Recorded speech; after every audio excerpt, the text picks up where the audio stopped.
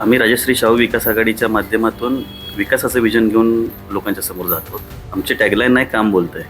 यड्रावकर साहेबांच्या माध्यमातून गेल्या 5 ते 6 वर्षामध्ये आम्ही टाकवड्यामध्ये आणि परिसरामध्ये विकासाची जी गंगा आणली आहे त्याच्या जीवावर आम्ही ही इलेक्शन लढवतो. टाकवडेचा प्रतिसाद तर चांगला आहेच, पण यड्राव आणि कोंडिगिरीमधूनही चांगला प्रतिसाद मिळत आहे.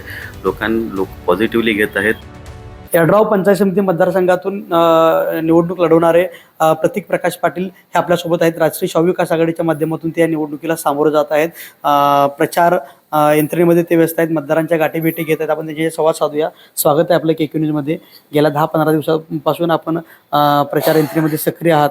लोकांच्या गाठीभेटी घेत आहात. मताचं जे दान आहे ते आपल्या पारड्यात पाडून येण्यासाठी लोकांना आवाहन करत आहात. काय विजन घेऊन आपण लोकांसमोर जातात? आम्ही राजश्री शाहू विकास आघाडीच्या माध्यमातून विकासाचं विजन घेऊन लोकांच्या समोर जातो. आमची टॅगलाईन आहे काम बोलतंय. यड्रावकर साहेबांच्या माध्यमातून गेल्या 5 ते 6 वर्षामध्ये आम्ही टाकवड्यामध्ये आणि परिसरामध्ये विकासाची जी गंगा आणली आहे त्याच्या जीवावर आम्ही ही इलेक्शन लढवतोय. त्या पूर्ण माझ्या यड्राव पंचायत समिती मतदारसंघामध्ये यड्रावकर साहेबांच्या माध्यमातून 68 कोटी रुपयाची कामं केलेली आहेत आम्ही. त्यामध्ये टाकवड्यामध्ये असतील 28 कोटी रुपयाची आणि बाकी यड्राव आणि कोंडिगिरी मिळून टोटल 68 कोटी रुपयाची कामं केलेली आहेत. आणि याच विकास कामाच्या बळावर आम्ही या इलेक्शनला सामोरे जातो.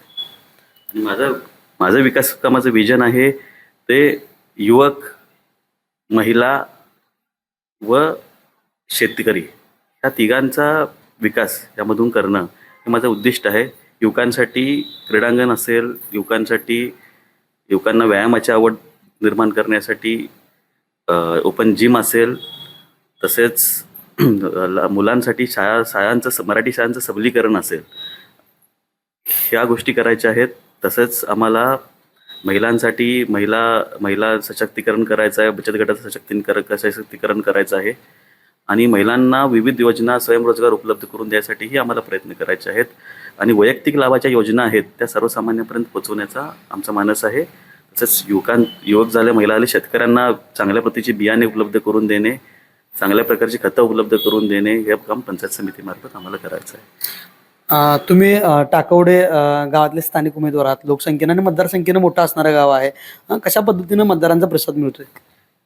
टाकवडेचा प्रतिसाद तर चांगला आहेच, पण यड्राव आणि कोंडिगिरीमधूनही चांगला प्रतिसाद मिळत आहे. लोक पॉझिटिव्हली घेत आहेत. लोकांचा प्रतिसाद खूप चांगला आहे. विरोधक सुद्धा अगदी आपल्या समोर राष्ट्रीय पक्षाचे आहेत, तुल्यबळ उमेदवार आहेत. त्यांचं आव्हान काय वाटतं काय निवडणुकीत? निवडणूक लढवते म्हणजे आव्हानही असणारच, पण विकास कामाच्या आणि कार्यकर्त्यांच्या जनतेच्या बळावर हे आव्हान आम्ही पेलू असा विश्वास आहे. यंदा शिट्टी वाजणार नाही, घुमणार. आणि मग लोकांच्या समोर आपण सामोरं जात असताना लोकांना आपण आवाहन करताय आपल्यालाच निवडून द्यावं, असं काय लोकांना तुम्ही आवाहन करताय? असं लोकांना विकासाचा आणि याच्या साथ द्यायचं आवाहन करतोय. ते आपल्यासोबत संवाद साधलेले यड्राव पंचायत समितीचे उमेदवार प्रतीक प्रकाश पाटील विकास कामांच्या जोरावरती या निवडणुकीला सामोरे जात असल्याचं त्यांनी स्पष्ट केलेलं आहे.